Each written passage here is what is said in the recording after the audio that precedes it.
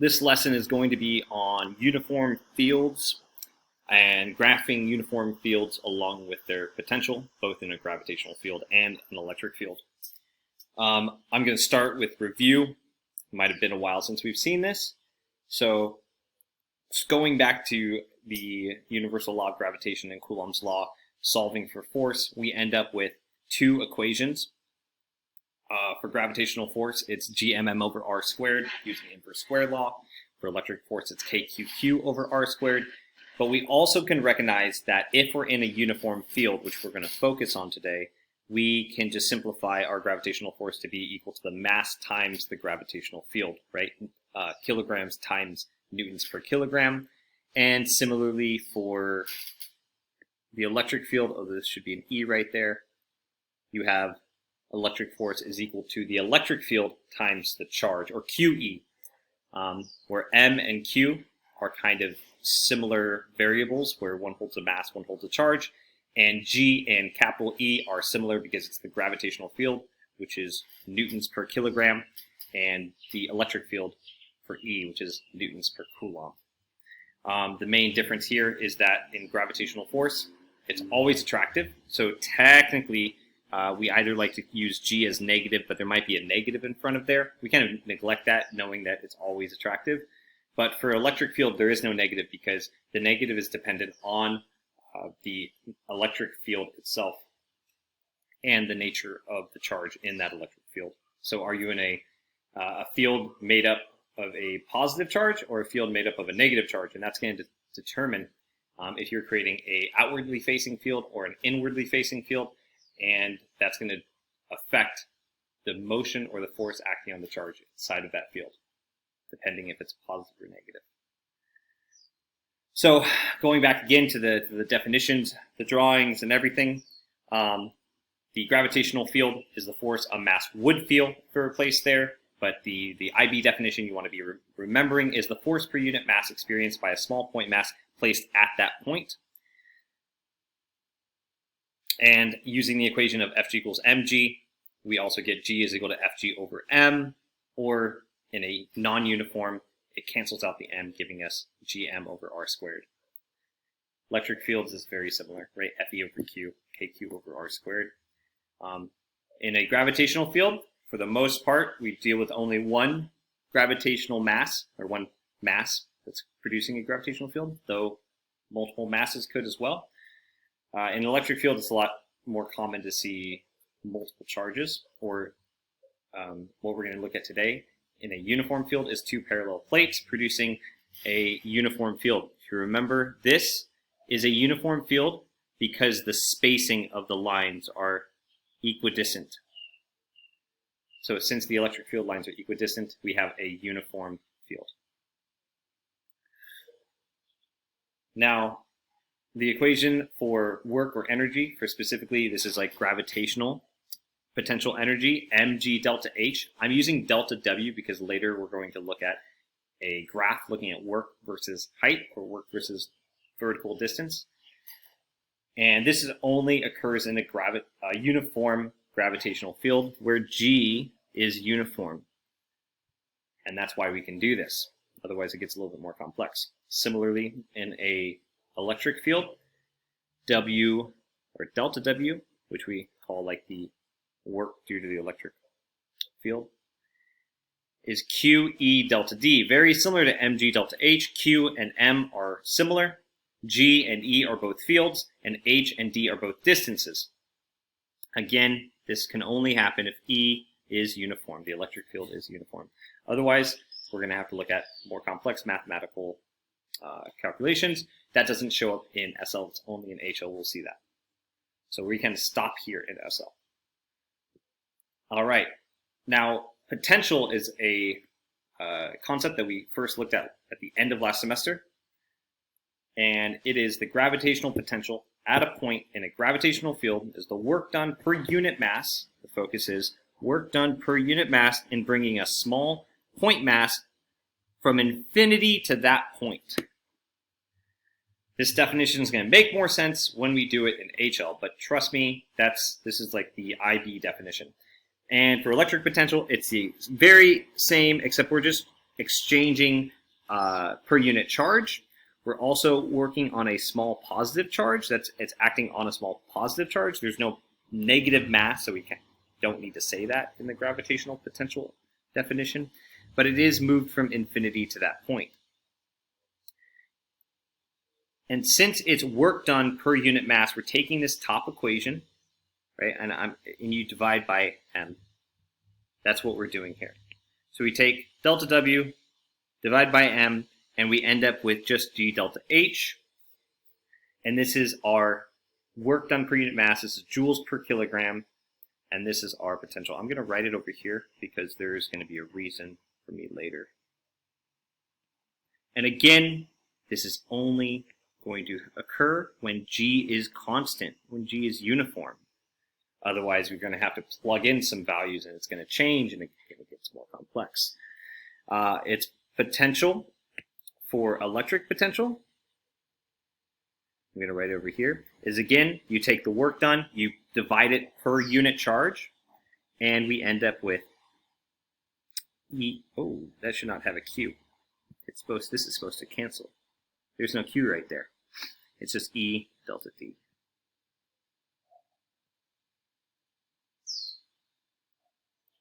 Now there are some negatives and positives that kind of come into play that we're going to kind of semi-disregard for now, but they'll show up later, and when I do graphs, we're going to see it. I'm going to give you examples of that, but there are actually some negatives and positives that we're kind of neglecting. So let's look at how to graph these, and let's look at it from a concept that we already know, such as gravitational force. Now, I'm using a negative axis for my gravitational force because we know that it's attractive. So we should have a negative force because it's attractive. Again, things that we've been neglecting. So I have a 2 kilogram mass next to a large mass. So we don't really know the large mass. We're just going to use the 2 kilogram mass to help us with proportionality. And so I know that my Fg is equal to my mass times my gravitational field strength. My mass is 2. There is some gravitational field strength. And so I'll go 1, 2, 3, 4. I'll make it like 5, 6, 7. Yeah, I'll just do it here. 1, 2, 3, 4. And I have a constant gravitational force because I'm in a uniform field. So my force due to gravity is mass times gravity, no matter mass times the acceleration due to gravity, or mass times the gravitational field strength, no matter where I am in this field. But to get to our gravitational field strength, I need to divide by mass. So I have a 2 kilogram mass, I divide it by 2. I'm just going to cut this in half. Similarly, to go backwards the other way, I can just multiply my gravitational field strength times my mass, and I'll get my force. What about how much work done versus height? Well, we know from above that we have mg, which is the force, times h. And as h is increasing, therefore my work is going to be increasing. Now you'll see that my work turns into a positive axis. That's because if I'm doing work against the gravitational field, that must be a positive energy change because I'm doing work on the object to raise it up a specific height. So I would end up with some vertical line like this, recognizing that this is just my work, right, is equal to m times g times delta h. So my mg is in my y-axis, my delta h is in my x-axis. So remind yourself, we are looking at the area under this curve because work is equal to force times distance. And as h increases, the work increases linearly. Now, we haven't done calculus yet, but we do recognize that this, to get from here to here, we have to find the area under the curve, and that increases as h increases. So to move backwards, this is also like, we're talking about integrals and derivatives in calculus, but simplifying it to linear patterns. And so this is the slope. The slope of a work height graph gives you force because, hey, if I divide by h, work divided by delta H is going to equal mass times gravity, mass times the gravitational field strength. So W divided by delta H, or delta W divided by delta H, gives you your slope of a work height graph, and therefore it gives you gravitational force. And then looking at what we did from how to get from work to gravitational potential, we just divided by mass. So very similar to how we moved from gravitational force to gravitational field strength. So when I move from my work against a gravitational field, I'm going to divide by mass, and I'll get my gravitational potential, which should have a slope of about half, because I'm dividing by 2 kilograms of the slope in the work height graph. Similarly, to go backwards, I just multiply by m. And this is due to the gravitational potential is equal to the work done per unit mass. So that's why I'm dividing by it or multiplying it, depending. And this equation actually shows up. There's a delta right here. This equation, this work is equal to m delta Vg, is in the data booklet for HL topic 10. I don't know why it's in the HL section, because you do have to use it in SL, so just know that it's there. Similarly, since work and gravitational force are kind of interact in this area and slope, and the only way to get from force to gravitational field strength, or from work to gravitational potential, is dividing or multiplying by mass, then similarly, I can also see that this, to get from a potential to a gravitational field strength, I would take an area. So this area, G delta H, is equal to my gravitational potential. And to go backward, oh, did I do that wrong? I did that wrong. Where's my arrow? This should be this way. And then to go back from gravitational potential to gravitational field strength, I would find my slope. This comes from the Vg is equal to G delta H, as shown up above. And this also shows that delta Vg divided by delta H is equal to G. The change in potential per unit distance, per unit height, the change in potential over change in height, gives you a gravitational field strength. How fast is that potential changing? That's going to tell you how strong the field strength is. That's going to take a little bit to kind of digest. I think doing some problems, we're going to be able to kind of make sense of this. But this is super important for HL students, this area and slope, because we will be looking at non-uniform fields doing the exact same thing, but not looking at linear patterns. Okay, so that's for gravitational force and field. Now, most of this is, I think, other than kind of this digesting this area under the curve thing and slope, everything else should be okay. So let's look at it just in terms of an electric potential, electric field, electric force. So we have electric force, and we know the electric force is equal to Q times E. I'm giving it a 2 Coulomb positive charge next to a negative charge because I'm trying to make it comparable to a mass that is attractive. A large negative charge producing an electric field would produce an attracting field. So it would also have a 1, 2, 3, 4, let's just do that kind of similar as the gravitational force as well. And then similarly, to move it from force to field, I need to divide by my charge, right, per unit charge. And to move back, I need to multiply it by my charge. That's just saying that E is equal to Fe over Q. Now to get to work, similarly as gravitational force, we know that force times distance gives us our work. We also know, as we said above, that work is equal to, we've been putting a delta there, is equal to QE times delta D. So I'm going to find the area under this curve. And as that area under the curve moves down the x-axis along D as D increases, my work done against that field is going to increase.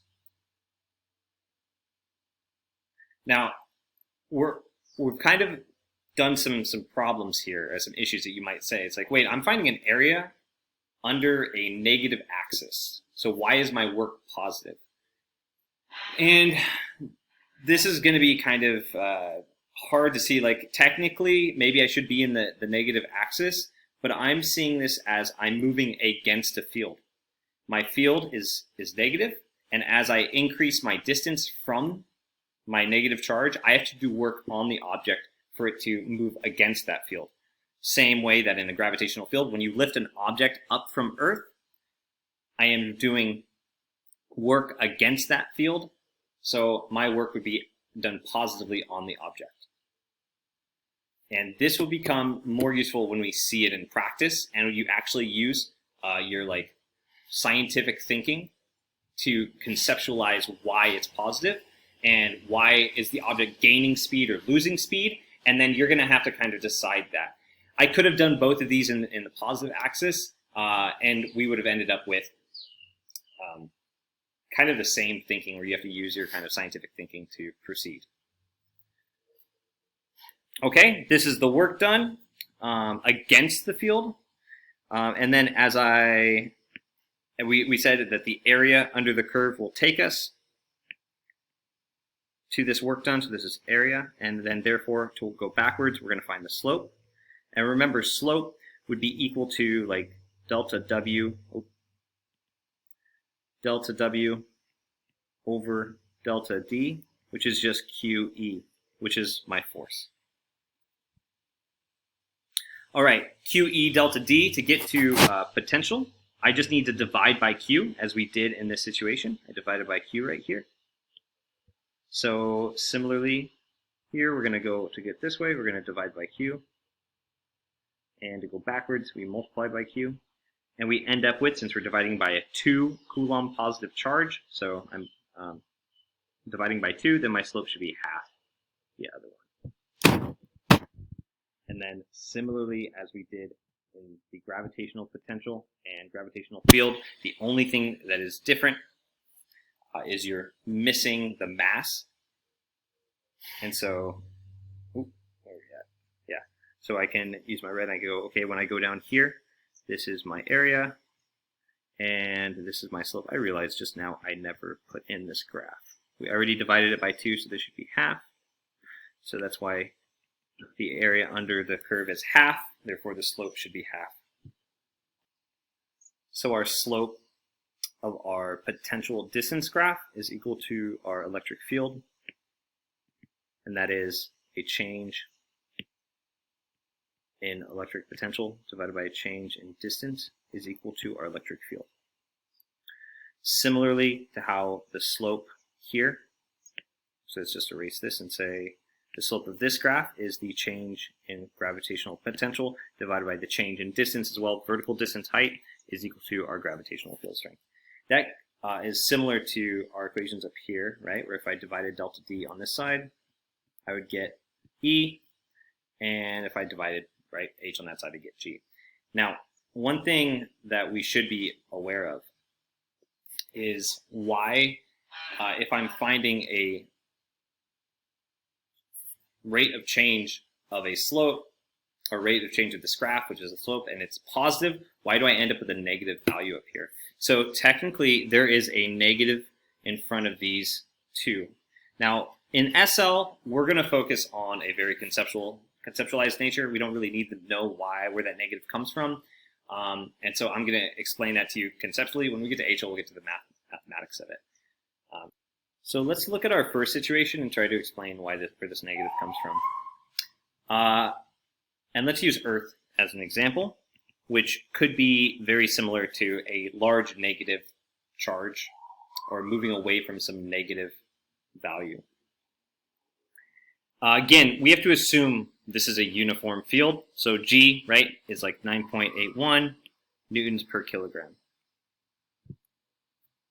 And let's imagine we have an object that's sitting close to the ground, and it has some potential, some gravitational potential, which is proportional to its gravitational potential energy, because it's equal to G delta H. As it moves up some height, which is a change of potential, as it changes height, it increases its gravitational potential, right? As similar to a gravitational potential, energy increases as you move an object upward, so its potential increases.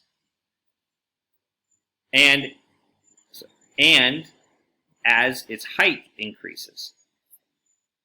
So if we look at change in potential divided by change in height, get rid of this, then we are finding a gravitational field. Now both are moving up, so if both are moving up, then we would think the gravitational field strength is moving up, but it's not. The gravitational field strength is moving down, so that's why we end up with a negative value to show us that we're moving against a gravitational field.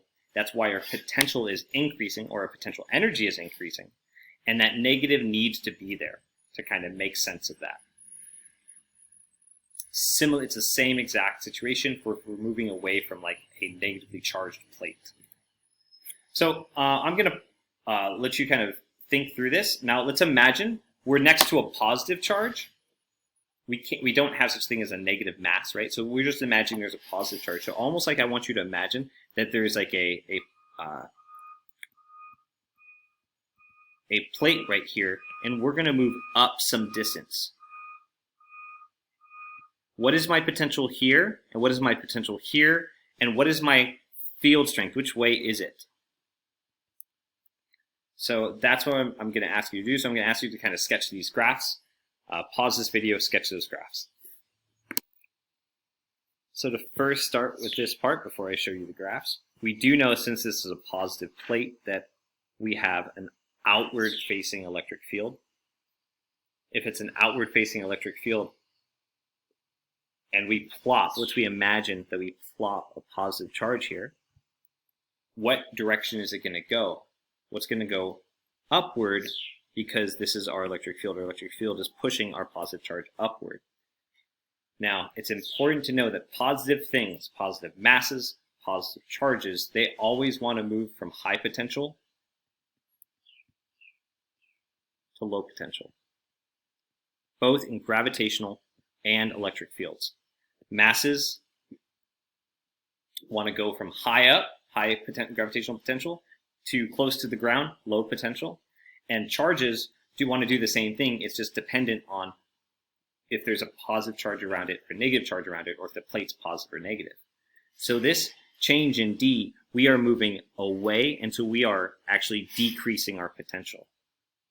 So we would have a electrical force and electric field, or I should say field, versus distance graph. Both of the positive, because when you act on a positive charge, you're producing a positive outwardly facing force, a radially outward force, a radially outward field, and therefore the work that's being done on it, even though when I find the area under this is force versus distance, it's positive, the work that we're going to show, or the potential that we're going to show, is decreasing. And that's mainly the focus of it, this is decreasing. Is the potential is decreasing, or the potential energy is decreasing as we move away.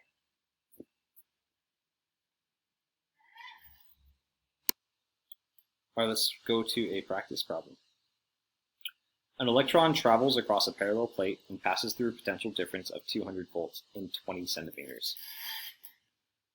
Now, we need to identify a 0 point, and since the electron is moving from the negative charge to the positive charge, let's identify this as the beginning, and it's moving 20 centimeters or 0.2 meters.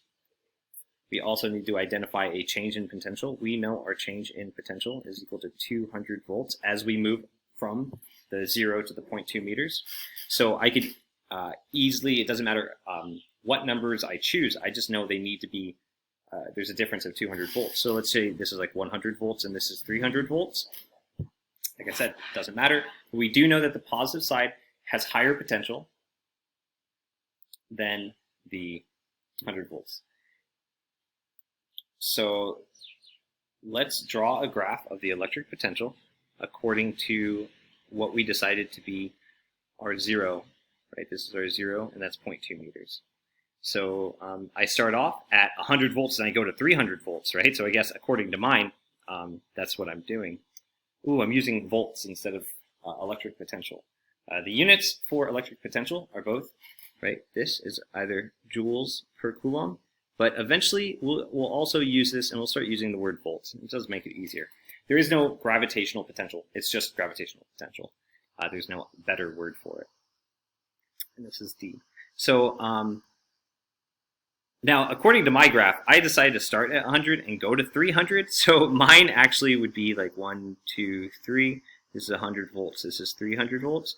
But you could similarly start at 0 and go to 200. That doesn't matter. What matters is the change. And then here's 0.2. Because in the end, I'm going to draw, like, right, here's my points. I'm going to draw a line. And what matters in this situation is the slope of this line. Because we know that the slope is equal to VE over D, and specifically delta.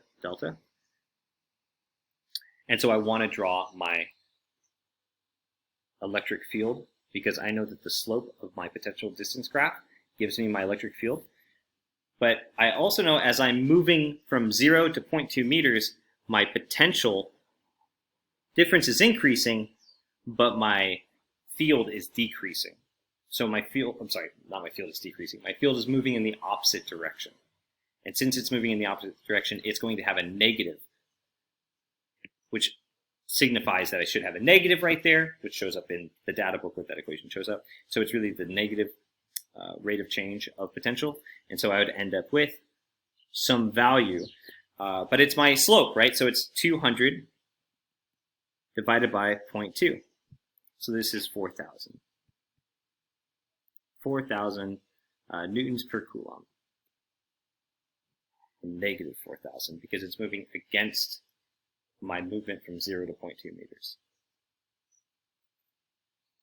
So determine the electric field inside the parallel plate. I just did that. So it's 200 volts per 0.2 meters, which signifies actually that negative 4,000 volts per meter, that unit volts per meter,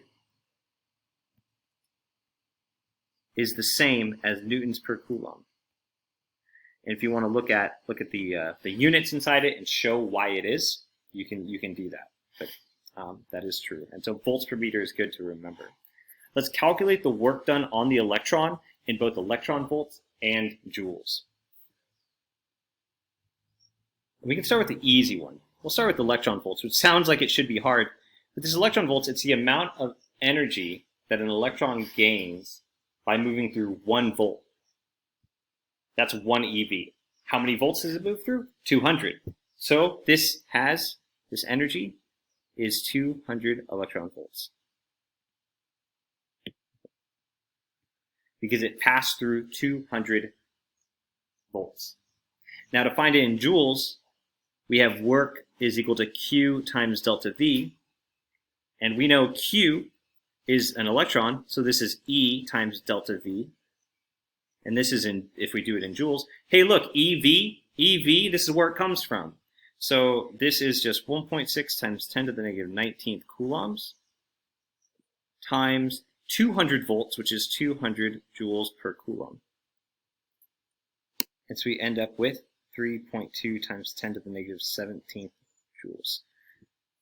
And just like in this is where joules, this is a very small amount of joules. 200 eV is kind of more nicer when we're writing down numbers. So that's why we might work with electron volts or joules, depending on the magnitude of the energy we're working with. Now the challenge problem is calculate the speed of the electron after it passes through the 200 volts. Now we're talking about speed. If we're talking about speed, we're talking about energy and kinetic energy. So we know that it has gained this amount of energy, 3.2 times 10 to the negative 17 joules. This was transferred. This was the electric potential energy. And as it moved through, this becomes kinetic energy because it's gaining that much energy.